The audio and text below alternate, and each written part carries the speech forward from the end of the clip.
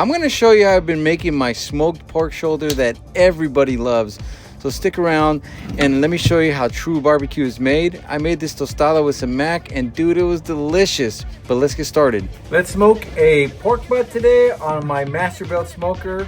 I'm going to show you a couple tips that you probably didn't know and a simple recipe that's guaranteed to make this thing juicy. And this is going to be a no wrap pork shoulder. Let's get started. I like to get my pork shoulder at Northgate. It's a Mexican market, but I like to score the top of the fat just like this in a cross pattern. This is a 9.5 pound pork shoulder. I like to get the bigger cut. Don't buy it cut up. You can, and you can work around it, but I like the whole piece. Don't take this skin off. I see people do it. I don't like doing that, all right?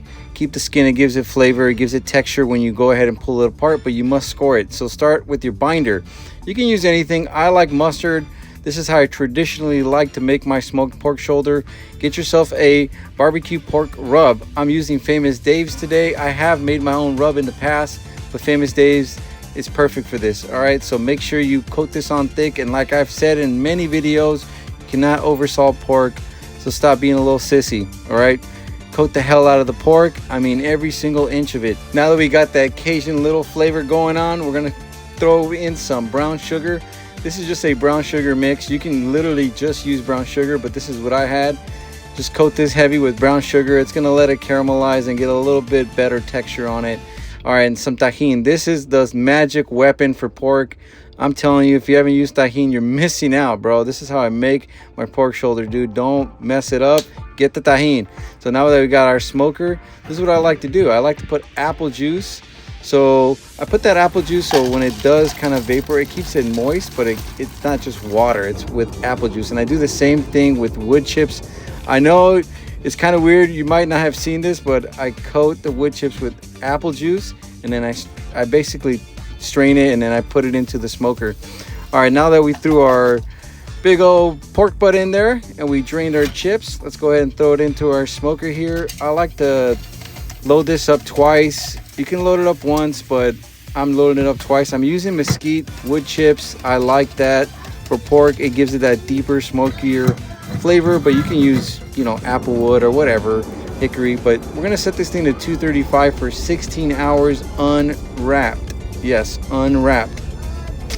Now you can go ahead and wrap it at the stall. I like to just keep my pork shoulder unwrapped because I like the texture of it. So basically I'm checking this thing right now. It's sitting at about 165. It's at the stall right now, and there's about 7 hours to go. All right, so we're gonna just keep smoking this thing overnight, and I'm gonna be waking up today at like 3 in the morning. So here it is. I'm gonna open this thing up and check the temperature. And when I checked the temperature on this thing was sitting at about 175, and you might think, you know, this thing's not done yet. The truth of the matter is I pulled the pork shoulder anyways, and I put a whole Coke in this pan, covered it tightly with aluminum foil, and then I put it in a barbecue blanket. I let it rest for about 2-3 hours in there, and then I shredded it, and then I reverse seared it onto the Blackstone, and then I got perfect pull apart pork shoulder, I'm telling you.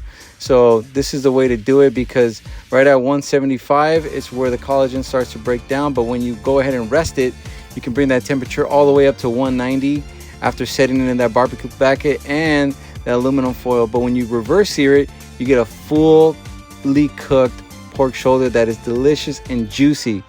I know it's kind of different than what you normally see, but I've done it many ways, and this is one of the ways I really like to do it.